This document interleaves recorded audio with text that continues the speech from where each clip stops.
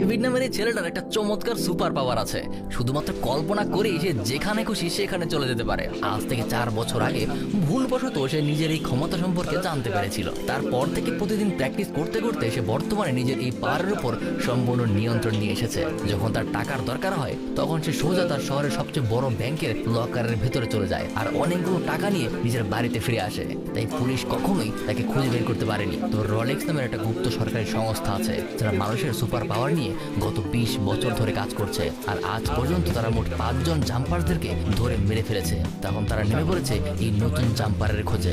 জাম্পারদের একটা দুর্বলতা আছে, সেটা হলো ইলেকট্রিক শক। তাছাড়াও রোলেক্সের কাছে একটা যন্ত্র আছে, যে যন্ত্র দিয়ে একজন মানুষ অনায়াসে জাম্পারদের মতো বিভিন্ন জায়গায় জাম্প করতে পারে। আর এই সকল বিষয় নেই রোলেক্সের দল তাদেরকে মেরে আসছে। কারণ মানুষের কাছে যদি এরকম অলৌকিক ক্ষমতা চলে আসে তাহলে সেটা পৃথিবীর জন্য একটা হুমকি হতে পারে। অপরদিকে ডেভিড খুবই ধনী লাইফস্টাইল ফলো করছে। তার কাছে তো টাকার কোনো অভাব নেই, তার যখন যেখানে মন চায় সেখানে সে চলে যায়। আর এই বিষয়টাই ডেভিডের জন্য বিপদ বয়ে আনে, কারণ তার ইনকামের কোনো সোর্স নেই।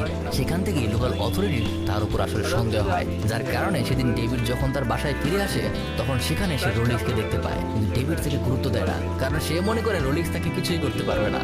কিন্তু বলতে বলতেই তাকে ইলেকট্রিক শক দিয়ে দুর্বল করে ফেলা হয়, যার কারণে ডেভিড জাম্প করতে পারে না। কিন্তু তবুও ডেভিড তার সম্পূর্ণ শক্তি দিয়ে তার ঘরের একটা গুপ্ত লকারের ভিতরে টেলিপোর্ট হয়ে যায় আর সেখানে নিজেকে কোনো রকমের সামাল দিয়ে আরেকবার জাম্প করে পালিয়ে যায়। ডেভিড সোজা তার গার্লফ্রেন্ড মিলির বাসায় পৌঁছে যায়, কিন্তু বাসায় মিলির মা ছাড়া আর কেউ ছিল না। আসলে আজ থেকে 5 বছর আগে মিলির সাথে তার ব্রেকআপ হয়েছিল, তখন থেকে আর কোনো দেখা সাক্ষাৎ হয়নি। কিন্তু আজকে হঠাৎ এখানে এসে ডেভিড জানতে পারে মিলি নাকি টাকার অভাবে একটা বারে গিয়ে কাজ করে। এটা ডেভিডের খুব খারাপ লাগে। সে সোজা ওই বারে পৌঁছে যায় আর সেখানে মিলির সাথে তার দেখা হয়। মিলিও এত বছর পর তার সাথে বেশ স্বাভাবিকভাবেই কথা বলে। কিন্তু তখনই ডেভিড তার কলেজ লাইফের একটা বন্ধুকে দেখতে পায়। তার কথাবার্তা ভালো না, এমনকি মিলিকে সে গত অনেকদিন যাবত ডিস্টার্বও করেছে। এখানে তার সামনেও মিলির সাথে সে খারাপ কথা বলে, যার কারণে ডেভিড তার সাথে মারামারি শুরু করে দেয়।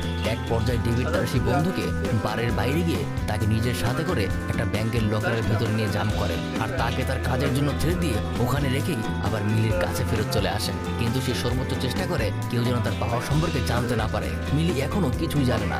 ডেভিড জানায় সে নাকি একটা বড় ব্যাংকের ব্যাংকার পোস্টে কাজ করে। বর্তমানে তার লাইফ বেশ ভালোই চলছে। তারপর দুজনে শহরের এদিক ওদিক একসাথে ঘুরে বেড়ায়। দুজনে খুব সুন্দর সময় কাটাতে শুরু করে। এত বছর পর তারা ভুলে গিয়েছে যে তাদের আসলে ব্রেকআপ হয়েছিল।